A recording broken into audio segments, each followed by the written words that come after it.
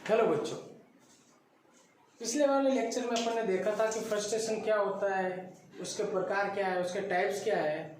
लेकिन आज तक अपन ने देखा है कि फ्रस्ट्रेशन में सबसे पहले तो अपन ने ये देखा था कि जब आप कोई गोल अचीव नहीं कर पाते तब आपके बॉडीली मूवमेंट, आपके फेशियल एक्सप्रेशंस या दूसरी चीज़ें किस तरीके से और आपका मूड किस तरीके से रहता है और आप किस तरीके से उस चीज़ को फील करते हैं, उसको अपन ने फ्रस्ट्रेशन में देखा था कि जब कोई गोल अचीव नहीं कर पाते तो अपने बिहेवियर के ऊपर क्या उसका असर पड़ता है। लेकिन आगे जब अपन किसी एक ही ऑब्जेक्ट को या फिर एक या एक से ज़्यादा ऑब्जेक्ट के अंदर कुछ अच्छी चीज़ें और कुछ बुरी चीज़ें, किन्हीं दो ऑब्जेक्ट के अंदर से अपन को किसी एक को चूज करना होता है और उस दौरान अपन उस चीज परिस्थिति में रहते हैं, तब अपन को क्या करना है या उस चीज़ को अपन क्या कहते हैं उसके बारे में आज पढ़ेंगे।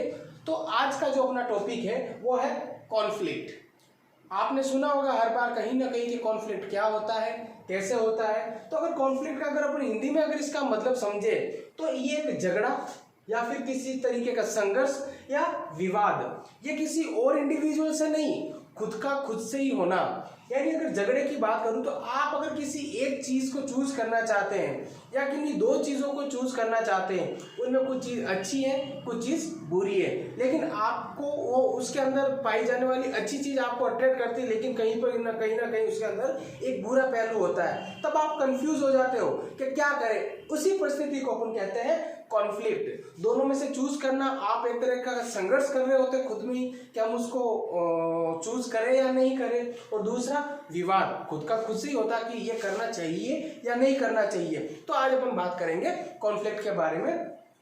तो अगर कॉन्फ्लिक्ट का अगर यहाँ पे मतलब समझे तो ये एक तरीके की लड़ाई है या फिर एक तरह की बहस है, दैट इज द आर्ग्यूमेंट, जो किन चीजों के बीच में होती है, बिटवीन टू और मोर आइडियाज और साथ ही साथ विशेष।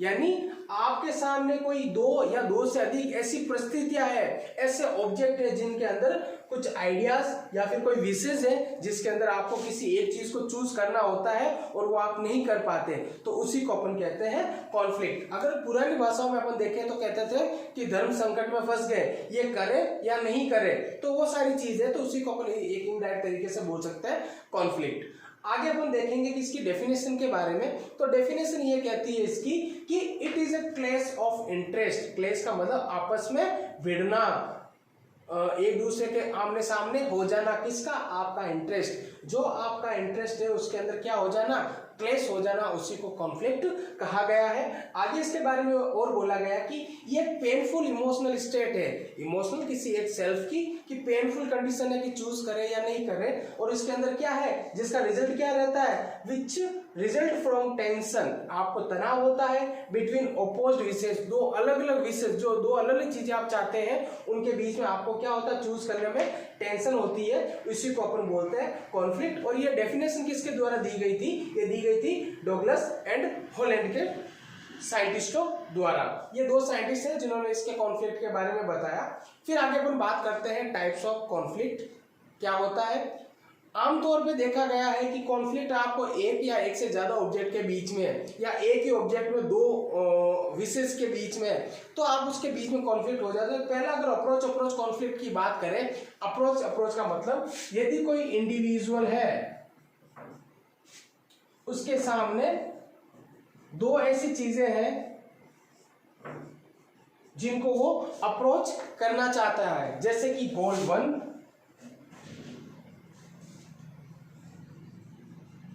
गोल 2 और पर्सन, और ये दोनों ही गोल आपको क्या करते हैं, अट्रैक्ट करते हैं। एरो गोल की तरफ है, यानी ये आपको अट्रैक्ट कर रहे हैं, यानी ये चीज भी अच्छी है ये चीज भी अच्छी है, लेकिन दोनों में से किस चीज को अपन चूज करें, दैट इज द कॉन्फ्लिक्ट। और इसी कॉन्फ्लिक्ट को कहा गया है अप्रोच कॉन्फ्लिक्ट। आप ये भी अप्रोच करना चाहते हैं यानी पाना चाहते हैं, आप ये गोल भी अप्रोच करना चाहते हैं, ये भी पाना चाहते हैं, लेकिन दोनों के अंदर से आप क्या अप्रोच करना चाह रहे हैं। इसको आप एक एग्जाम्पल से समझे कि अगर आपने एक टाइम में कोई एग्जाम दिया, फिर उसी टाइम थोड़े अंतराल बाद एक और एग्जाम दिया और दोनों एग्जाम के अंदर आपके पास क्या हो गया, सिलेक्शन हो गया, तो आप किस चीज में एडमिशन लेना चाहते हैं, बल्कि दोनों ही क्या है, अच्छी चीजें हैं, तो किन में एडमिशन लेंगे। तो यही सारी चीजें अप्रोच। इसका एग्जांपल आज दे दूं कि आपने कोई एग्जाम फाइट किया और उस एग्जाम के साथ साथ आपने दूसरा एग्जाम भी फाइट किया और दोनों में आपका सिलेक्शन हो गया, दोनों में आपकी नौकरी लग गई। अब दोनों नौकरी में दोनों नौकरी अच्छी है, दोनों की सैलरी अच्छी है, तो आप किसको अप्रोच करोगे? वो तरीके का कन्फ्लिक्ट कि ये करूं या ये करूं, वो वाली चीज होती है, उसको बोलते हैं अप्रोच। दोनों चीज पाने लायक है और दोनों चीज में से किसी एक चीज को चूज करना होता है, that is the approach conflict. अगर इसके दूसरे टाइप की अगर बात करें, अगर हम बात करें तो वो होता है अप्रोच अवॉइडेंस कॉन्फ्लिक्ट। एक चीज ऐसी है जो आपको क्या कर रही है? अप्रोच कर रही है, अट्रैक्ट कर रही है, और दूसरी क्या कर रही है? अवॉइडेंस कर रही है कि नहीं, मुझे ये गोल नहीं चाहिए, तो उसको बोलते हैं अवॉइडेंस कॉन्फ्लिक्ट। तो इसके अंदर क्या होता है कि दोनों चीजें जो होती है वो क्या करती है? आपको अवॉइड करवाती है कि नहीं, ये चीजें क्या है, आपको ये दोनों ही चीजें पसंद नहीं, लेकिन चूज तो करना पड़ेगा। तो वो वाली जो कंडीशन होती है, दैट इज द, यानी इसमें गोल आपको अप्रोच कर रहा है, लेकिन आप दोनों को क्या करना चाह रहे हैं? अवॉइड करना चाह रहे हैं कि मुझे दोनों में ही ये चीज नहीं चाहिए। अगर इस चीज को अवॉइडेंस दोनों ही नकार रहे हो, मुझे दोनों गोल नहीं चाहिए, तो इसके अंदर आप देखोगे कि एक वुमन है, तो उसने क्या किया? एक अनवांटेड प्रेगनेंसी, और दूसरा ऑप्शन है उसके पास, एक तो अनवांटेड प्रेगनेंसी को कंसीव करके कैरी ऑन करे, दूसरा उसका अबॉर्शन करवा दे। तो दोनों ही ऑप्शन क्या है? नेगेटिव है, दोनों ही वो नहीं करवाना चाहती, लेकिन क्या करें? दोनों ही नेगेटिव या नकारात्मकता रखते हैं, तो दोनों में से किसी एक को चूज करना। लेकिन अगर देखें तो ना तो अनवांटेड प्रेगनेंसी कंसीव कर सकती है वो, और साथ ही साथ दूसरी ये है कि वो अबॉर्शन भी नहीं करवाना चाहती। लेकिन ये दो कंडीशन है जो दोनों को अवॉइड करना है, that is the avoidance conflict. आगे अपन बात करेंगे तीसरे टाइप की, जो बहुत अच्छा टाइप है। इसके अंदर होता है अप्रोच अवॉइडेंस कॉन्फ्लिक्ट। इसमें देखा अप्रोच अवॉइडेंस, अब अप्रोच अवॉइडेंस कॉन्फ्लिक्ट। इसके अंदर क्या होता है? एक गोल आपको अट्रैक्ट कर रहा होता है और दूसरा अट्रैक्ट नहीं कर रहा होता है। तो इसके अंदर अपन देखेंगे कि इसकी संरचना के बारे में अपन देखें तो अप्रोच अवॉइडेंस के अंदर एक इंडिविजुअल होता है और उसके सामने नेगेटिव और पॉजिटिव, ये है अप्रोच, ये है अवॉइडेंस। ये गोल इसको क्या कर रहा है?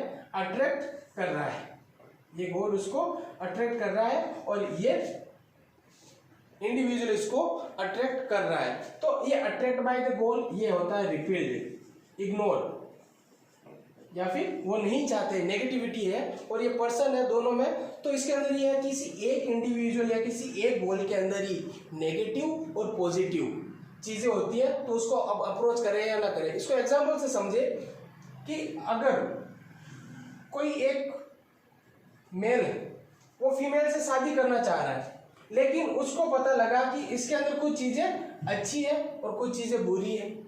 तो अगर वो अच्छी चीज देख के शादी करे तो ठीक है, और कहीं वो उसकी जो नेगेटिव अगर हैबिट्स है वो उसके ऊपर बाद में, कहीं शादी के बाद में हावी हो गई, तो वो क्या करेगा? दूसरा, अगर वो उस नेगेटिव हैबिट्स को देख के अगर वो उसको अवॉइड करे तो अच्छाइयों की वजह से वो उससे के यानी उसका रिलेशन बनने से चूक जाएगा। तो वही चीज है, किसी एक इंडिविजुअल के अंदर ही पॉजिटिव और नेगेटिव चीजों का होना, और उसी को अपन बोलते हैं अप्रोच अवॉइडेंस कॉन्फ्लिक्ट। इसका एग्जांपल है मैरी टू हर और नॉट, किसी एक इंडिविजुअल से शादी करे या ना करे, क्योंकि उसके अंदर पॉजिटिव आदतें भी है और नेगेटिव आदतें भी उसके अंदर है। अगर चौथे पॉइंट की बात करें तो चौथा पॉइंट है मल्टीपल कैसे? मल्टीपल की अगर बात करें तो आप किसी एक इंडिविजुअल के सामने एक पॉजिटिव, एक नेगेटिव, दो या दो से ज्यादा गोल्स होंगे, इधर पॉजिटिव इधर नेगेटिव। ये है गोल 1, ये है गोल 2, और इसके अंदर क्या किया जा रहा है कि ये इसको अट्रैक्ट कर रहा है, ये इसको अट्रैक्ट कर रहा है गोल 2, ये रिपील्ड कर रहा है और ये इसको रिपील्ड कर रहा है, दैट इज द, ये अट्रैक्ट, ये रिपील्ड बाय दी गोल। तो ये पर्सन है, तो इसके अंदर यही है कि कुछ फीचर्स, इसके सामने दो गोल्स आए और दो गोल्स के अंदर इन्होंने देखा कि कौन कौन सी चीज़ें हैं जिसको वो अच्छी तरीके से करते हैं, यानी मल्टीपल यूजर्स है इनके पास। तो मल्टीपल यूजर्स के अंदर अपन इसके अंदर देखेंगे कि इसके अंदर क्या था, अ पर्सन में have the alternative of acceptance any of the two jobs, which one may be boring but with a good salary, while the other may be interesting but very poor salary। अगर मैं बात करूँ, कोई एक individual है, उसको दो job करनी है, दो जॉब के ऑफर आ रखे हैं, तो जो दो जॉब में क्या है कि एक जॉब क्या है, उसकी सैलरी वो बहुत अच्छी है, लेकिन वर्क है वो है बोरिंग, वो उसमें बोर हो जाएगा। 8-9 घंटे की ड्यूटी है, सैलरी अच्छी मिल रही है, लेकिन वो बोर हो जाएगा। लेकिन दूसरा उसका ये जॉब है जो क्या बहुत ही अट्रैक्टिव है, या फिर बोले तो इंटरेस्टिंग है, लेकिन उसकी जो सैलरी है वो बहुत कम है। तो यहाँ पे देखा गया सैलरी अच्छी है, बोरिंग है, लेकिन अट्रैक्टिव जॉब है, लेकिन सैलरी कम है। ये हो गया मल्टीपल अप्रोच अवॉइडेंस। मल्टी मतलब एक या एक से ज्यादा चीज होना जिसको किसी एक को वो अप्रोच कर सकता है और किसी दूसरे को वो अवॉइड कर सकता है। तो ये अपने चारों भागों में इसके बारे में देखा कि अप्रोच कि दो चीजों को दो अच्छी चीजों में से चूज करना, अवॉइडेंस दोनों में से किसी एक को चूज करना, लेकिन दोनों नेगेटिव है। दूसरा मल्टीपल अप्रोच जो ज्यादा है एक के इंडिविजुअल के अंदर ही साथ अप्रोच अवॉइडेंस, एक को चूज करें या नहीं करें। आगे अपन देखेंगे इंटरनल कॉन्फ्लिक्ट के बारे में। अगर इंटरनल कॉन्फ्लिक्ट की बात करें, ये कॉन्फ्लिक्ट के अंदर ही बहुत ही इंपॉर्टेंट टॉपिक है। इंटरनल कॉन्फ्लिक्ट मतलब आप अपने अंदर ही किसी कॉन्फ्लिक्ट से जूझ रहे हैं, तो उसके सिम्टम क्या होंगे और उसमें और कौन कौन सी कॉन्शियस या अनकॉन्शियस या सबकॉन्शियस माइंड में वो चीज़ें आपका कहीं ना कहीं कॉन्फ्लिक्ट का कोज करती है। तो ये देखेंगे ये बहुत ही डेंजरस कंडीशन होती है और सीरियस कंडीशन होती है कि आप इंटरनली कॉन्फ्लिक्ट से जूझ रहे हैं जो आपके अंदर ही चल रहा है। दूसरा, ये किसी ऑन्स या खुद के ही किसी मोटिव, आपकी कोई मोटिव हो, आप कोई चीज पाना चाह रहे हो उससे रिलेटेड। दूसरा, ये आपकी कोई डिजायर, आप उसकी चाहत के लिए आप चाहते हो कि वो चीज मुझे ही मिले, वो सारी चीजें आपके सेंटिमेंट्स और आपका एटीट्यूड जो आपका बिहेवियर है उसके रिगार्डिंग भी ये क्या हो सकता है, एक इंटरनल कॉन्फ्लिक्ट हो सकता है। ये साथ ही साथ दो भागों का, दो चीजों में पाया जाता है। पहला होता है कॉन्शियस लेवल के ऊपर और दूसरा होता है अनकॉन्शियस लेवल के ऊपर। कि कॉन्शियस लेवल पे पहले अपन देखेंगे अनकॉन्शियस जो चीज आपको पता ही नहीं होती कि आपके अंदर कॉन्फ्लिक्ट क्यों आ रहा है, लेकिन फिर भी आप उस चीज को कभी कभार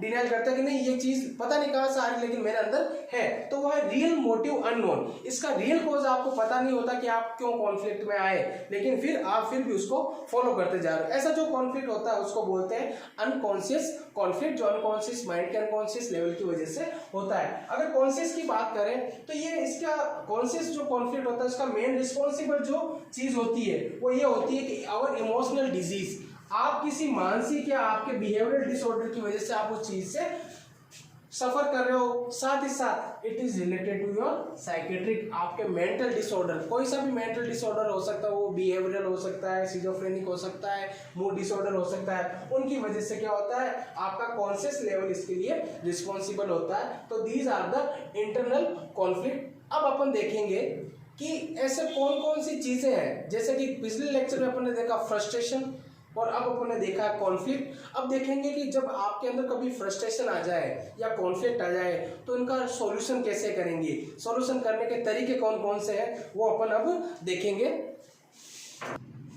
अगर इसके सॉल्यूशन और कॉन्फ्लिक्ट की बात करें कि सॉल्यूशन किस हिसाब से आप करोगे, या फिर अगर इस बात को ऐसे बोले कि अगर आपको कोई कॉन्फ्लिक्ट हुआ है या फिर आपको फ्रस्ट्रेशन हुआ है, इनका निस्तारण कैसे करेंगे, आप इससे उभर के कैसे बाहर आएंगे, तो उनके बारे में अपन निम्न बिंदुओं के बारे में बात करेंगे।